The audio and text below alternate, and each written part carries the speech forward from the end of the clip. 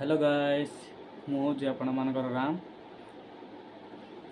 चलतु सांग मैंने आज एक नुआ गपटे पढ़ा आउ से गपटर ना हूँ एकता ही बड़ एकतार बल घनवृक्ष रे परिपूर्ण अरण्यटीए से अरण्य नाना प्रकार पशु पक्षी मानकर चल प्रचल थाए। दिने शिकारी गोटे आसी पक्षी धरिबा उद्देश्य रे भंगिरी उपरे किछि खुद कणिका बुणी जाल बसाई देला चलीगला। यही समय आकाश रे चित्र दिव नामक पक्षी राजा तार सांग मानकु धरी आकाश रे उड़ी उड़ी जाउथिले।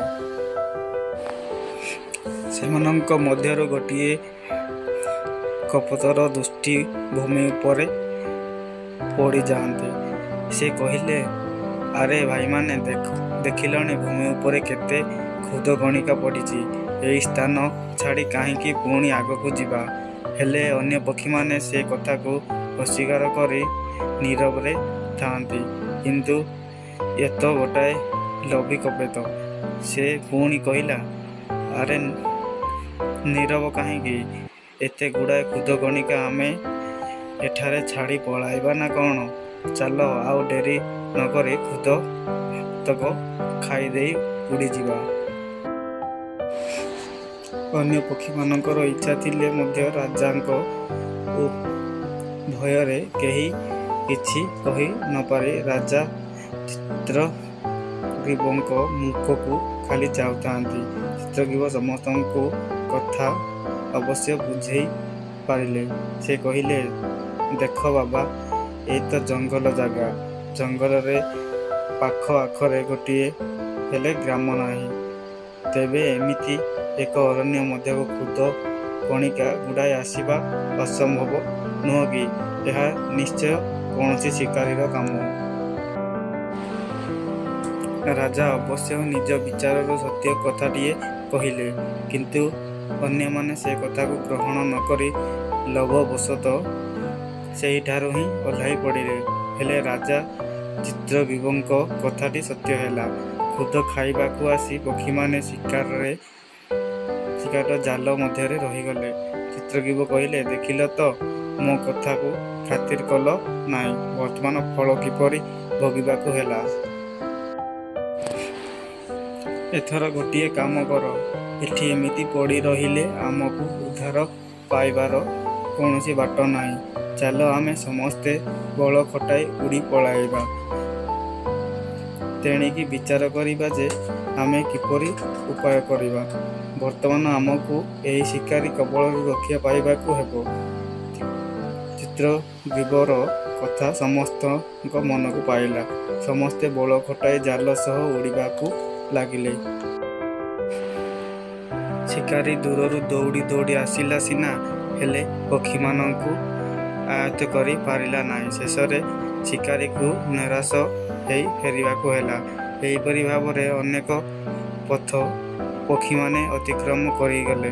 किछि बाट जाते चित्रग्रीव कहिले, मोर जने बंधु अछंती, तांकर नाम हिरण्यक मूषक राजा।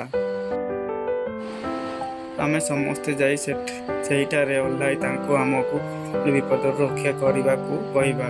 से निश्चय आमर तीक्ष्ण दांत द्वारा आमर जाल को काटिदेले आमे विपदरू रक्षा पाइजिबा। पक्षी माने राजा चित्रग्रीवंको कथा मानी सेही बनरे जाई ओह्लाइले। सेतेबेले को मूषिक राजा सेही गात मुहरे बसिथिले। से जेतेबेले एमानंकु देखिला भय पाई गात भीतर को पलाई जिबारु चित्रग्रीव गात पाखकु जाई कहिले, हे बंधु मते कौन चिन्हि पारु नाई? मु परा चित्रग्रीव। मूषा एथर चित्रग्रीवंकर कंठ स्वर निजर बंधुको चिन्हि पाखकु आसिला। सेमानंक ठारू समस्त बुद्धान शुणिला। तापरे कहिला, ठीक अछि, एपरी विपदरे मोर बंधु पड़िछंती, तेबे मु तांकु मते निश्चय साहाय्य करबाकू हेबो। ଏହା କହି ଜାଲ କାଟିବାକୁ ଆରମ୍ଭ କରନ୍ତେ ଚିତ୍ରକୀବ କହିଲେ, ଦେଖ ବନ୍ଧୁ, ଆଗ ମୋର ସାଙ୍ଗମାନଙ୍କ ଜାଲ କାଟି ରକ୍ଷା କର।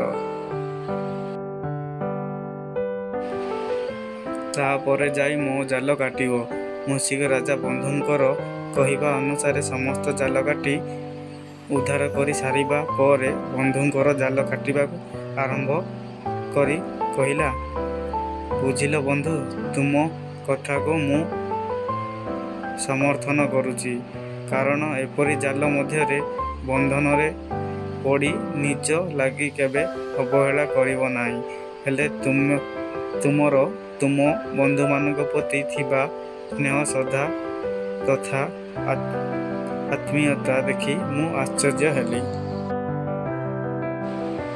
ଏହାପରେ ଚିତ୍ରକୀବ କହିଲା, ଦେଖ ବନ୍ଧୁ, ଏଥର ମୋର କି ତ୍ୟାଗ ଅଛି, ବରଂ ଆମ ସମସ୍ତଙ୍କର ଏହା କେବଳ ଏକତାର ବଳ। ତାପରେ ସମସ୍ତ ପକ୍ଷୀ ସ୍ୱାଧୀନତାର ସହିତ ଉଡ଼ିବାକୁ ଲାଗିଲେ। ମୂଷିକ ରାଜା ବନ୍ଧୁର ଉପକାର କରିସାରି ପୁନଶ୍ଚ ନିଜ ଗାତକୁ ଚାଲିଗଲେ। ଆଇ ହୋପ୍ କି ଆପଣମାନଙ୍କୁ ଏଇ ଗପଟି ଭଲ ଲାଗିଥିବ।